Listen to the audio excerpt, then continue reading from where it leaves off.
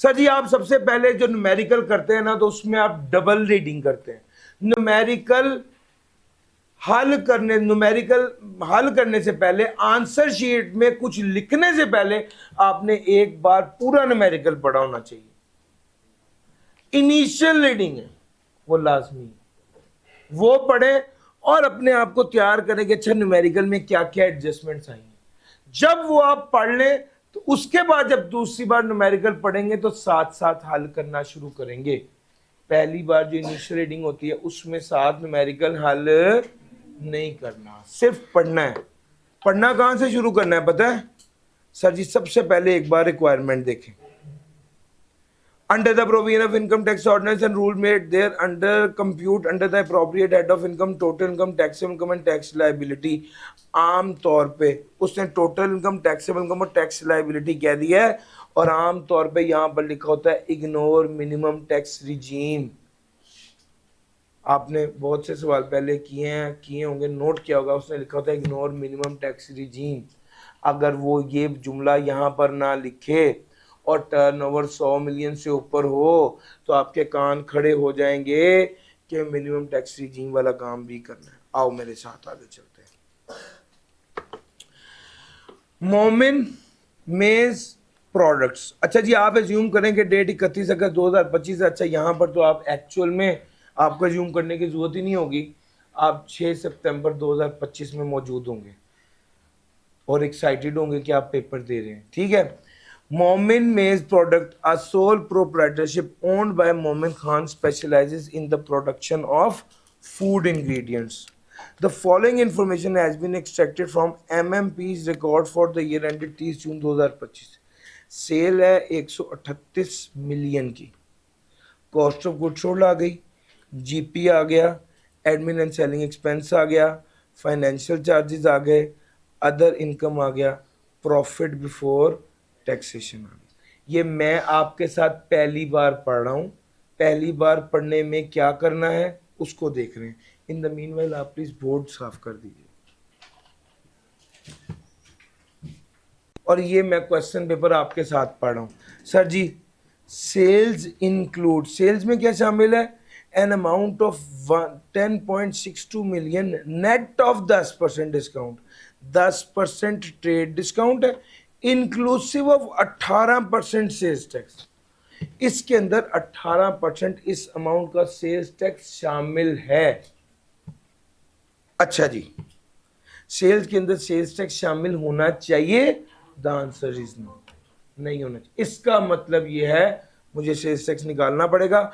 आगे पढ़ते हैं। ₹1,925,000 received as compensation from an insurance company.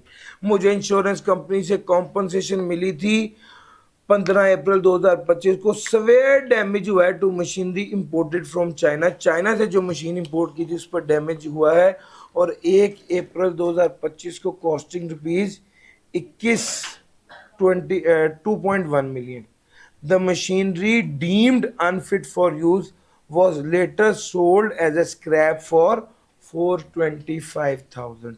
Low sir ji आपको इंश्योरेंस क्लेम मिला है, तो सबसे पहली बात तो ये कि जो इंश्योरेंस क्लेम मिला है ये आपकी सेल्स नहीं है, तो पहला काम आपने क्या करना है?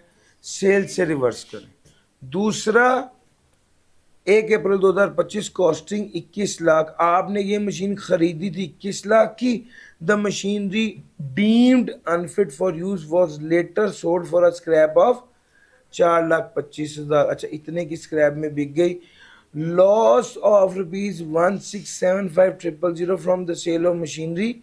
अच्छा कितना लॉस हुआ? 16,75,000 का लॉस हो गया, और 42,000 पे incurred for lodging the insurance claim. और ये इंश्योरेंस क्लेम था इतना। Have been included in admin and selling expenses. अच्छा अब एडमिन और सेलिंग एक्सपेंसेस में ये वाला लॉस भी शामिल किया हुआ है। एडमिन और सेलिंग एक्सपेंसेस में ये वाला लॉस भी शामिल किया हुआ है। इसको क्या करेंगे? इसको जाहिरी बात है ये भी एडमिन और सेलिंग एक्सपेंसेस में शामिल है। ये मेरा क्वेश्चन पेपर है, मैं नोट कर रहा हूं कि भाईजान इसको भी रिवर्स करना है, ठीक हो गया। अच्छा जी, सेल्स में ये वाली बातें आ गई सर। फिर उसके बाद cost of good sold. Cost of good sold में क्या शामिल है? 8 million paid for a use ingredient mixer machine. और सर आपने मशीन इंपोर्ट किया 8 मिलियन की, उसे कॉस्ट ऑफ सेल में शामिल कर दिया है। क्या कर रहे हो भाई?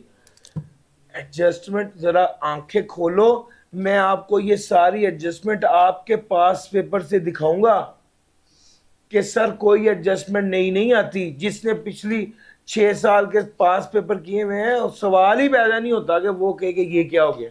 ऊपर वाली एडजस्टमेंट भी आई हुई है पहले पास पेपर में। ये वाली एडजस्टमेंट भी देखो, 8 मिलियन पे किया। आपने मशीन इंपोर्ट की है, आपने मशीन इंपोर्ट किया, इस पर तो इनिशियल अलाउंस और अमोर्टाइजेशन डेप्रिसिएशन निकालनी थी। आपने इस पूरी मशीन की कॉस्ट को कॉस्ट ऑफ सेल में शामिल कर दिया। इसको क्या करेंगे भाई? इसको एड बैक करके अकाउंट फॉर करेंगे। अकाउंटिंग डेप्रिसिएशन एड बैक करेंगे, टैक्स डेप्रिसिएशन लेस कर देंगे। एक्सक्लूडिंग इंपोर्टेड मशीन, ये इस मशीन की बात ही कर रहा है।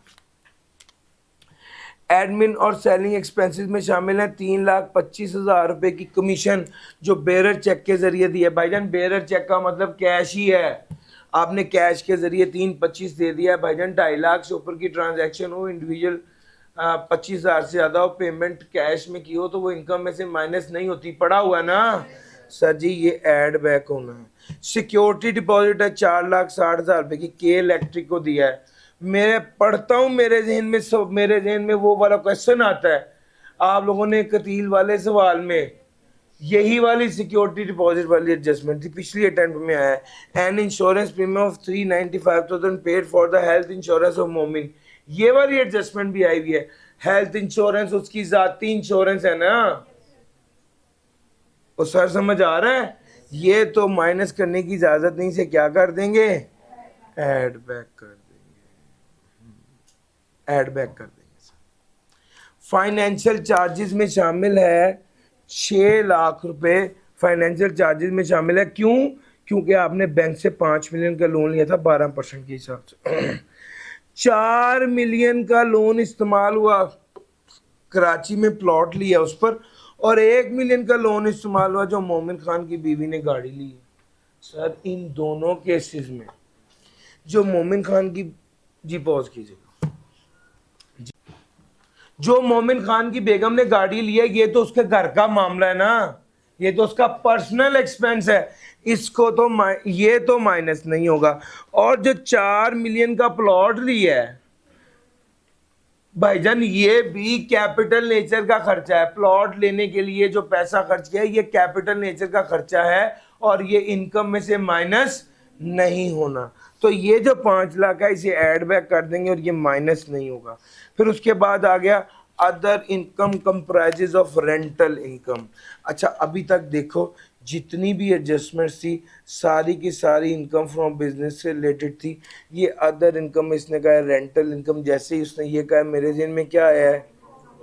Income from property.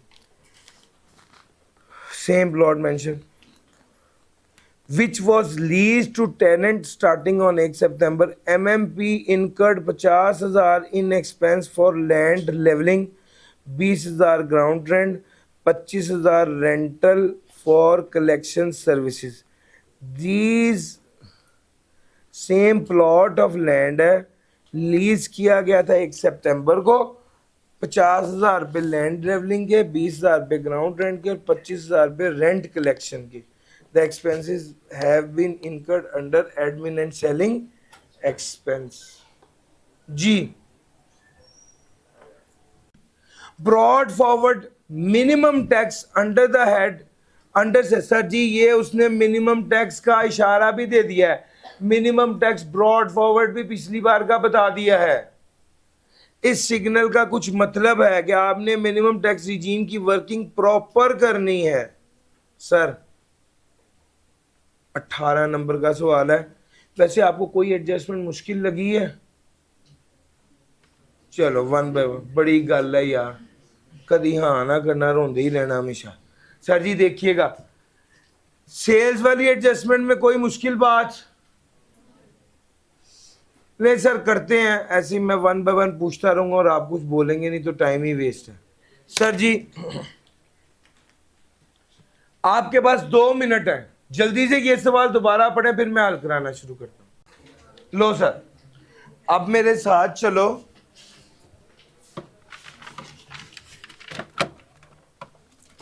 अब मेरे साथ चलो। मोमिन मेज प्रोडक्ट्स न्यूमेरिकल को हल कैसे करना है, किस किस पॉइंट पर रुकना है, कैसे कैसे लेके चलना है, ये सब कुछ हमने भी आपको सिखाना है। MMP। हाँ जी रिक्वायरमेंट देखिएगा जरा क्या लिखा हुआ है, कंप्यूटेशन ऑफ, जो रिक्वायरमेंट में लिखा हुआ है वो लिखना है, अपनी तरफ से नहीं लिखना। Total income, taxable income and tax liability. ठीक हो गया। इसके बाद क्या लिखेंगे, टैक्स पीरियड जी,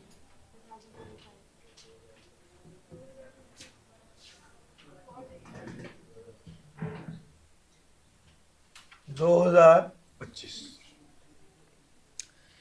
यहां पर लिखेंगे income from business, income from business working number 1। ये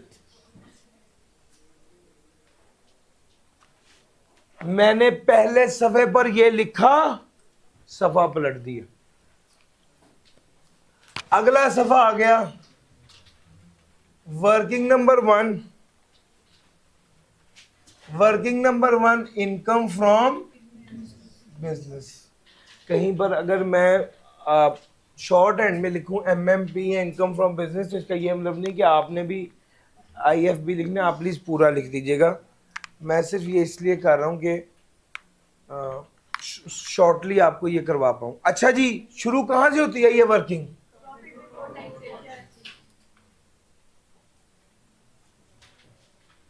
प्रॉफिट बिफोर टैक्स क्या है, 36,000 ये रुपीज इन थाउजेंड है, इसको इस पे ही रखें। सेल्स है 10260, नेट ऑफ 10% डिस्काउंट था, इंक्लूसिव ऑफ 18% सेल्स टैक्स। अच्छा पहली बात है कि ट्रेड डिस्काउंट अगर दिया है तो क्या गुनाह किया, ठीक है वो माइनस कर दिया, वो माइनस हो गया। हाँ सेल्स टैक्स इसमें शामिल नहीं होना चाहिए था, यार मेरा पॉइंट पिक करें, इस पर सेल्स टैक्स शामिल नहीं होना चाहिए था। तो सबसे पहला काम आपने ये किया, सेल्स टैक्स जो इसमें ऐड किया हुआ है उसको लेस करना है। सर सेल्स टैक्स कितना है, सर जी मेरी बात सुनो, ये है 130 नहीं सॉरी 10620, इसके अंदर 18% शामिल है, into 18 divided by 118, 10620 into 18 divided by 118 जी कितना आ गया, 1620। सर जी मेरा पॉइंट, कैलकुलेटर हाथ में रखें प्लीज, जो फिगर कोट करें वो सही कोट करें ताकि कोई गलती ना हो जाए। लो सर आप नोट करने की बजाय अगर सिर्फ इस वक्त ध्यान से समझ लें तो आपको ज्यादा फायदा होगा। लेकिन सर आगे चलते हैं। अच्छा जी सेल्स टैक्स हमने क्या कर दिया, ऐड हुआ था, इंक्लूसिव था ना, निकाल दिया। अगली बात 1925000 received as compensation from insurance company on 15, ये सेल्स में शामिल है। सर जी कॉम्पनसेशन सेल्स में शामिल है। सर जी आपकी मशीन थी चाइना से इंपोर्ट की थी, खराब हो गई, उसको क्या मिला, कॉम्पनसेशन मिली। सर जी क्या कॉम्पनसेशन को सेल में शामिल होना चाहिए था? द आंसर इज नहीं होना चाहिए था।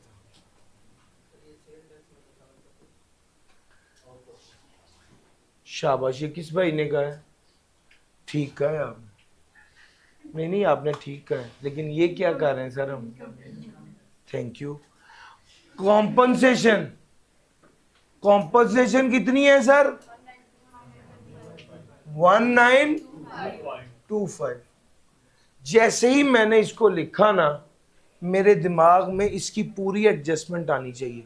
सर स्टोरी ये है, मशीन थी, आपके साथ ही मैंने पढ़ा है, मशीन बेच दी 1925 रुपए की, ये मशीन खरीदी थी 2100 रुपए की, मशीन अनफिट फॉर यूज थी, इसको स्क्रैप कर दिया, इंश्योरेंस क्लेम 1925 मिला, स्क्रैप करने पर कितने पैसे मिले? 425। लॉस कितने का हो गया? 1675 का लॉस हो गया। और इंश्योरेंस क्लेम पर खर्चा कितना लगा? 42,000। सर जी यहां पर मुझे एक काम करना पड़ेगा, और वो ये कि मुझे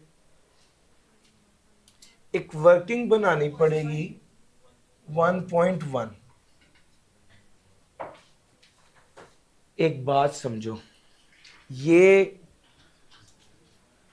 क्या बिजनेस का एसेट था?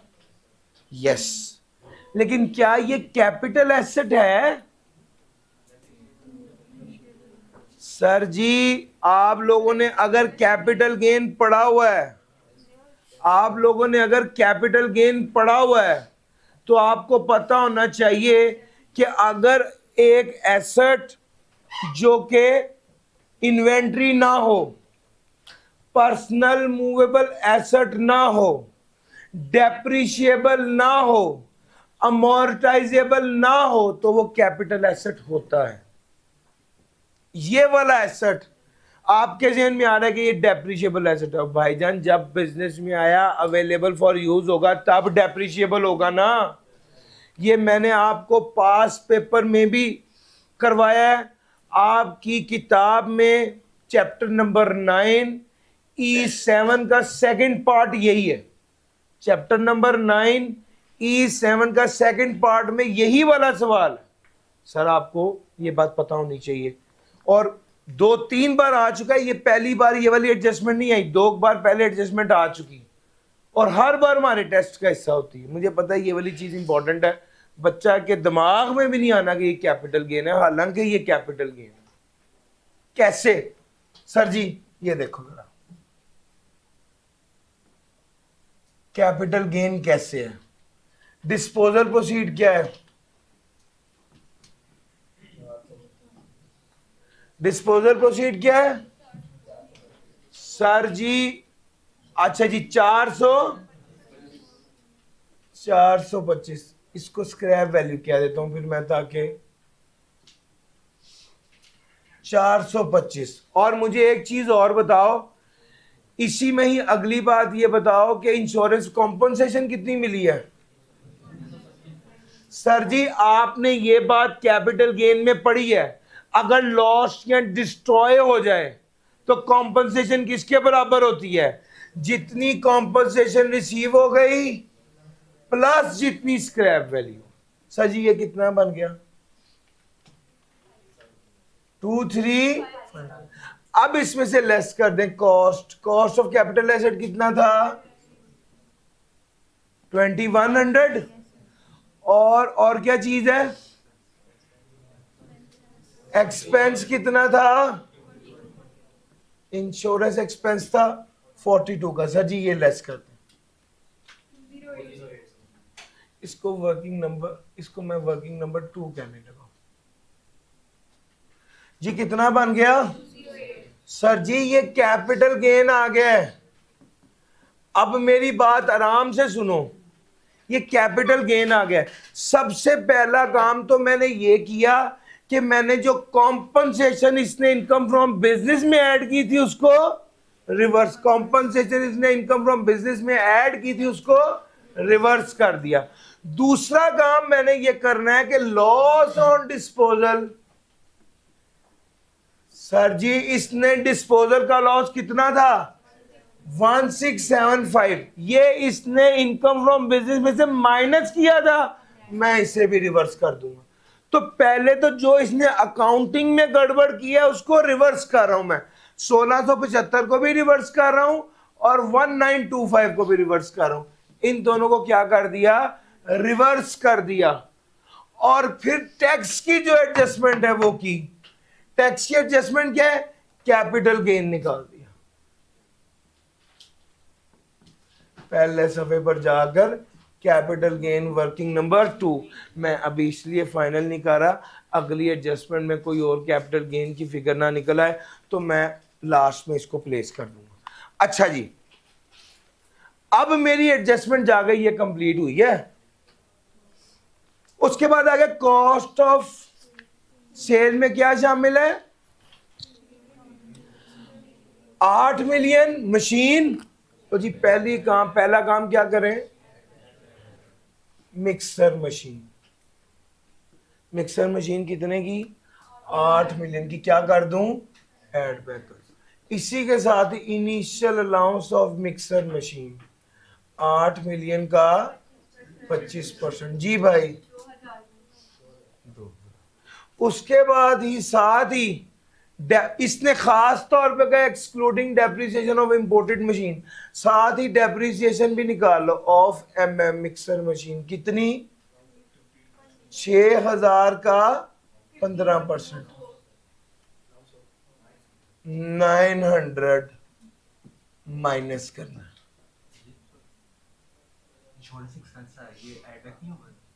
कौन सा इंश्योरेंस, इंश्योरेंस एक्सपेंस। हाँ जी, अब जरा बात सुनिए, इंश्योरेंस एक्सपेंस की जहां तक बात है तो वो हमने कैपिटल गेन में से माइनस करना था, लेकिन इसने एडमिन और सेलिंग में से माइनस किया है, तो इंश्योरेंस भी क्या कर देंगे,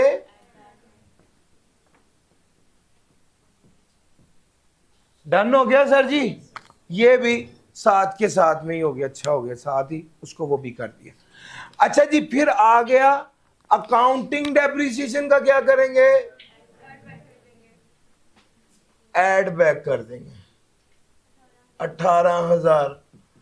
और टैक्स डेप्रिसिएशन का क्या करेंगे, लेस कर देंगे, कितना है 22,000। यार मेरा पॉइंट पिक कर रहे हो। अच्छा जी, आगे चलता हूं। एडमिन और selling, sales commission paid in cash, जरा इशारा दे देना तो पता चल जाता होता है कि आपने ये हरकत क्यों की है। 320, सारी फिगर्स 1000 में चल रही हैं। सिक्योरिटी डिपॉजिट कितना है सर जी, 460।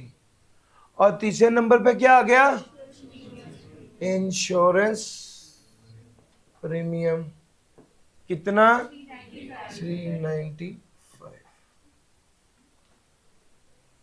आप ही कर रहे हैं, मैं नहीं कर रहा। तवज्जो इधर रखें, सवाल पे रखें, कैलकुलेशंस करें, यही असल काम है। नोट करना कोई काम नहीं है, घर जाके नए सिरे से खुद करना है पूरा न्यूमेरिकल, बजाय कि यहाँ पे कागज पेंसिल पे नोट कर लिया, उससे कोई वैल्यू नहीं ऐड होती अगर आप असल सीखने से ध्यान हटा लें। लो सर, ये एडमिन और सेलिंग वाली सारी बातें मैंने आपसे कर ली। थोड़ा सा आगे चलता हूँ और अब फाइनेंशियल बातें करता हूँ। फाइनेंशियल चार्जेस में इंटरेस्ट है 6 लाख का, 5 मिलियन का लोन लिया था। अच्छा, घर के लिए जो लोन लिया है वो कितना है, 4 मिलियन का loan, purchase a plot of land in Karachi for leasing purpose. अच्छा जी, आगे क्या करेंगे, सबसे पहला काम फाइनेंशियल चार्ज। इसमें जो घर का है, लीज के लिए गाली है, वो तो यहां पर बिजनेस में नहीं आना। प्लॉट है, इसको क्या कर देंगे, ऐड बैक कर देंगे वो भी। और जो कार लिया है मोमिन खान के लिए, मोमिन खान की वाइफ के लिए, वो भी।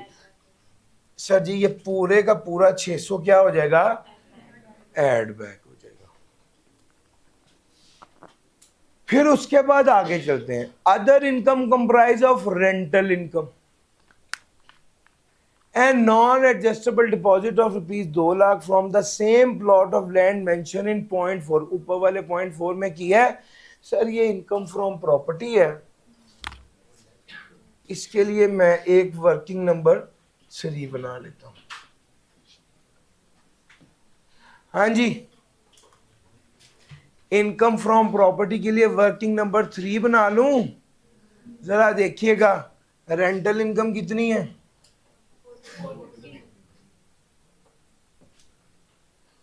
450। अच्छा उसने कुछ नहीं बताया, तो इसका मतलब है कि ये पूरे साल की है। Non adjustable deposit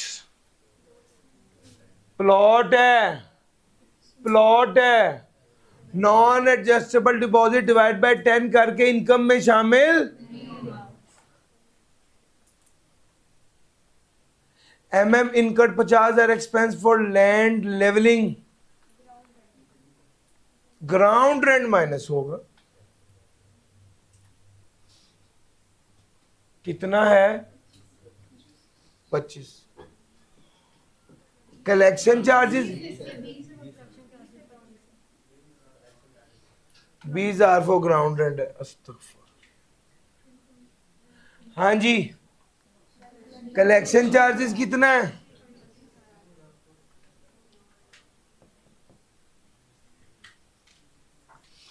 collection charges है भाईजान फ्लोर ऑफ 4%, कितना बना 450 का 4% कितना बना 18, और यहां पर कितना है, हम कौन सा लेंगे 18 लेस कर देंगे, 18 क्या कर देंगे लेस।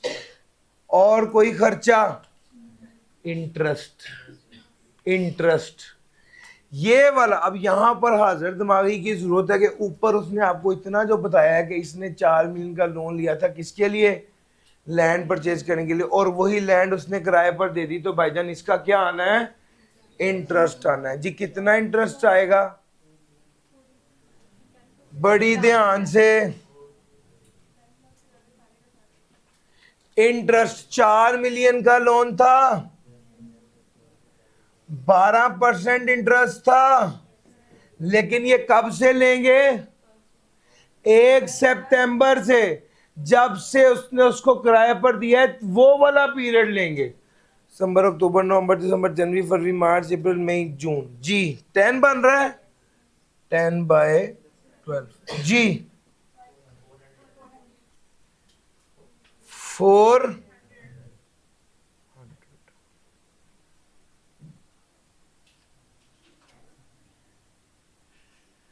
इंटरेस्ट हमने ले लिया, 4 मिलियन था, उसका 12% किया और उसका 10/12 कर दिया, ठीक हो गया।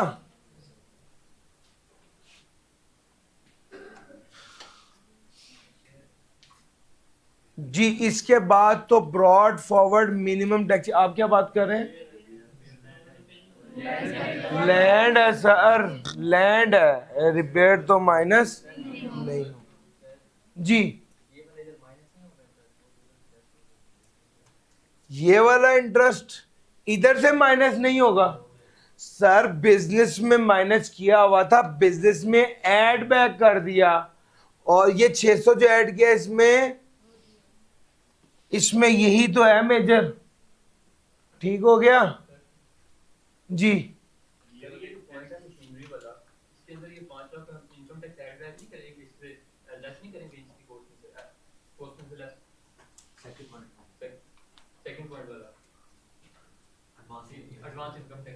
यार एक मिनट, ये मैंने असल में ये काट दिया था। This includes import duty of 3 lakh और एडवांस टैक्स। सर जी बिल्कुल करना चाहिए था, यहां पर मुझे टैक्स क्रेडिट भी लिखना चाहिए था 5 लाख। अब जरा देखिएगा ये कितना हो गया है, ये मिक्सर मशीन तो इतना ही आना था, लेकिन इनकम टैक्स लेस करना चाहिए था। प्लीज इसको कर दीजिएगा, ये 8,000 में से 500 लेस होना चाहिए था, और ये भी फिर यहां पर भी कितना आएगा, 7500 का 25% कीजिएगा,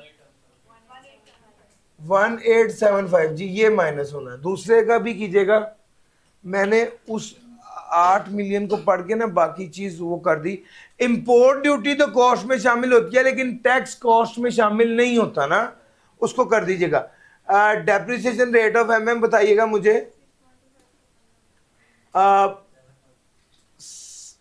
7500 माइनस 1875 कितना आ गया, 6125 का 15% जी, 844, ये माइनस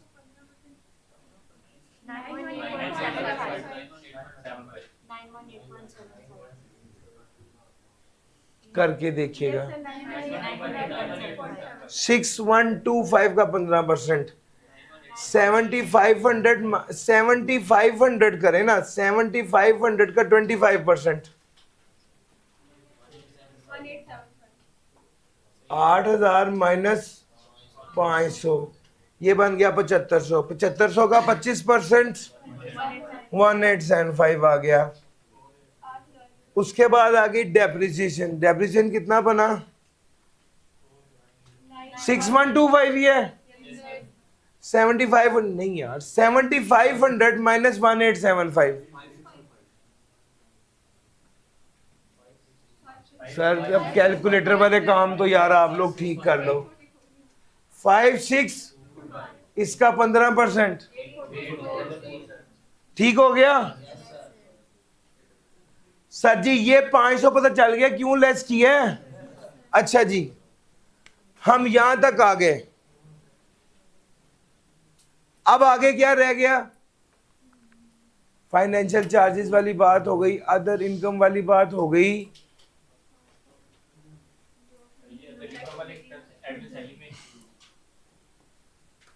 सर जी वो कहता है other income comprise 4.5 lakh and non adjustable deposit of 2 lakh of the same plot of land. अच्छा ये अदर इनकम में शामिल है ना, तो इसको हम क्या करेंगे, इसको लेस कर देंगे। 450 अदर इनकम में शामिल है, इसको माइनस कर देंगे।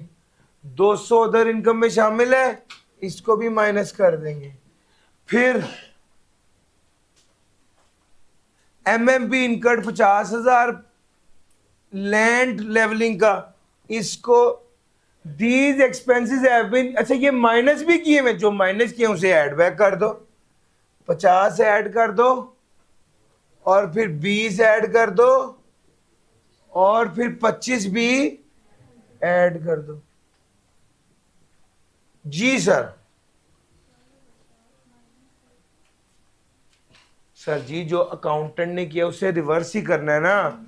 मैंने जरा आपको, जी सर मैंने क्या किया है, ये सारे खर्चे उसने कहा एडमिन और सेलिंग में शामिल है, ये जो माइनस हुए में इन्हें ऐड बैक कर दे, जो ऐड हुए में इन्हें माइनस कर दे। मैंने तो सिंपल रिवर्स ही किया है, ठीक हो गया। अच्छा जी, इनकम फ्रॉम बिजनेस को टोटल कीजिए, 36678। लो सर यहां पर मैंने लिख दिया 36678। कैपिटल गेन में तो कोई एडजस्टमेंट नहीं आई, चलो अल्लाह का शुक्र, 208 वो भी लिख दो। अब आगे इनकम फ्रॉम प्रॉपर्टी। जी मुझे बताइएगा इनकम फ्रॉम प्रॉपर्टी कितना है, इंटरेस्ट तो लेस ही होना है जी, सिर्फ 12। इनकम फ्रॉम प्रॉपर्टी आ गया सिर्फ 12। लो सर, इनकम फ्रॉम बिजनेस आ गया, कैपिटल गेन आ गया, इनकम फ्रॉम प्रॉपर्टी आ गया,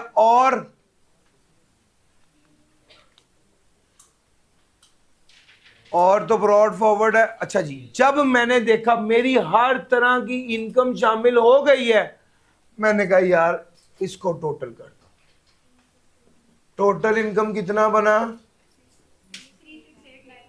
368 98। अच्छा जी, अब कोई FTR इनकम है? कोई सेपरेट ब्लॉक आइटम है? सर जी ये NTR है, ये अदर कैपिटल एसेट है। ना कोई FTR है, ना कोई सेपरेट ब्लॉक आइटम है, ना कोई एग्जेम्प्ट इनकम है, वो भी नहीं है। तो सर यही, अच्छा फिर उसके बाद ज़कात, WWF, WPPF, एजुकेशनल एक्सपेंस कुछ नहीं है, यही टैक्सेबल इनकम भी हो जाएगी। कितनी? 3689। अच्छा जी, अब जब ये टैक्सेबल इनकम आ गई तो फिर अब टैक्स लायबिलिटी निकाल लीजिए।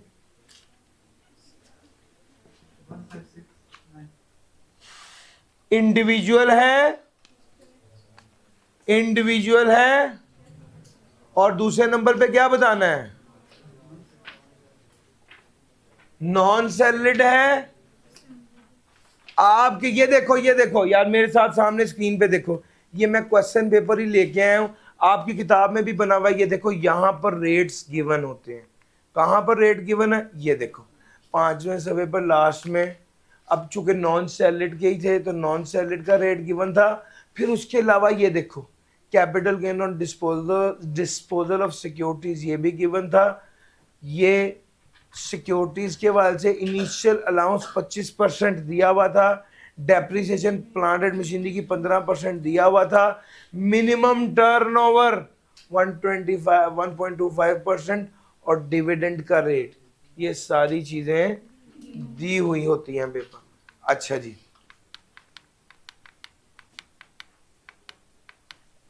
हम वापस आ गए उस सवाल पे। मैंने सिर्फ आपको ये दिखाना था, गर्चे आपकी अपनी किताब में भी देखें तो आपको एक कंप्लीट पेपर दिया है, इसलिए ताकि आप उसकी फील ले सकें कि पेपर में क्या क्या होना। अच्छा जी, टैक्स लायबिलिटी मुझे आपने बतानी है। 1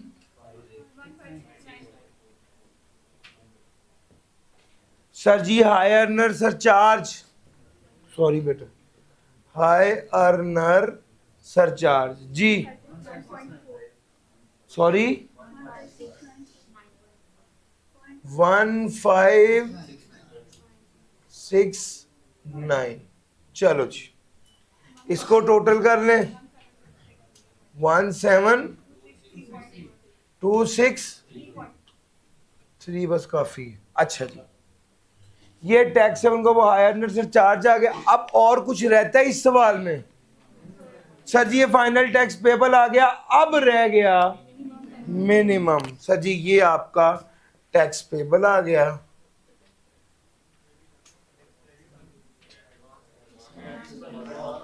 एक एडवांस टैक्स है, यस लिखा हुआ है भाई, एडवांस टैक्स किधर लिखा हुआ है?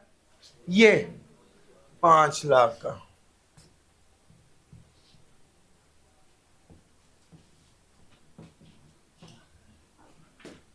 $500 लेस करूंगा जी, एडवांस टैक्स 500 लेस कर दिया,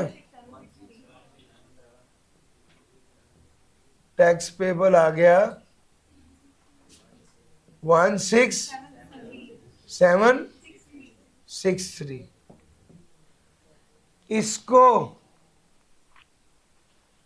इसको अब हमने कंपेयर करना है किसके साथ?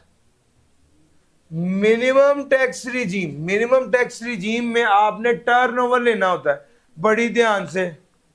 टर्नओवर से मुराद है सेल्स की वैल्यू। कितना टर्नओवर है सर? 138 का। बड़ी ध्यान से, क्योंकि 138 के अंदर शामिल क्या क्या था? ये देखो सेल्स में क्या शामिल था, 10620 net of 10% trade discount. Trade discount तो माइनस करना ही होता है, वो तो ठीक है कर दिया। सेल्स टैक्स माइनस करेंगे, और भाई टर्नओवर में से सेल्स टैक्स माइनस करते हैं, हमने पहले ही निकाला हुआ है, कितना बना था? 1620, वो लेस कर देंगे। और क्या माइनस करते? अच्छा ये जो आपको कॉम्पनसेशन मिली थी, ये भी आपने सेल्स की वैल्यू में लिखी हुई थी, इसको भी क्या करना है? 1925, इसको भी माइनस कर देना। जी सर, टर्नओवर की वैल्यू, जी सर, 134455, ये टर्नओवर है। अच्छा जी सर जी, ये टर्नओवर है, पहले इस पे टैक्स लगा लें। Thank you. टैक्स, असल चीज तो अपने आसाब को कंट्रोल करके स्टेप्स, हर स्टेप को प्रॉपर्ली करना है। असल में होता है कि जब आप इतने ज्यादा सवाल देखते हो, इतने ज्यादा कॉन्सेप्ट उसके अंदर होते हैं, तो वो सारे कॉन्सेप्ट आपके दिमाग में हिट हो रहे होते हैं। आपने ठंडा रहना। अगर आप बूफे पे जाएं और सारा कुछ खाने लग जाए तो तबीयत खराब हो जाएगी।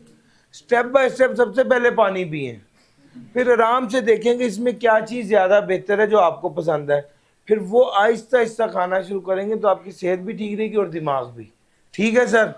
लो सर, ये भी sir bombardment of the concept होती है सर, आपने उसको तरीके से तरतीब से लेके चलना है। असल में मैं आपको आज कॉन्सेप्ट सिखा ही नहीं रहा, असल में तो मैं आपको क्या सिखा रहा हूं, डेटा हैंडलिंग, वही असल चीज है।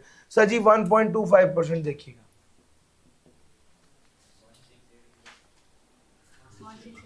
1681 बस जी। अच्छा जी, इसको किसके साथ कंपेयर करना है, एनटीआर, एनटीआर के तहत टैक्स कितना बना है 16763।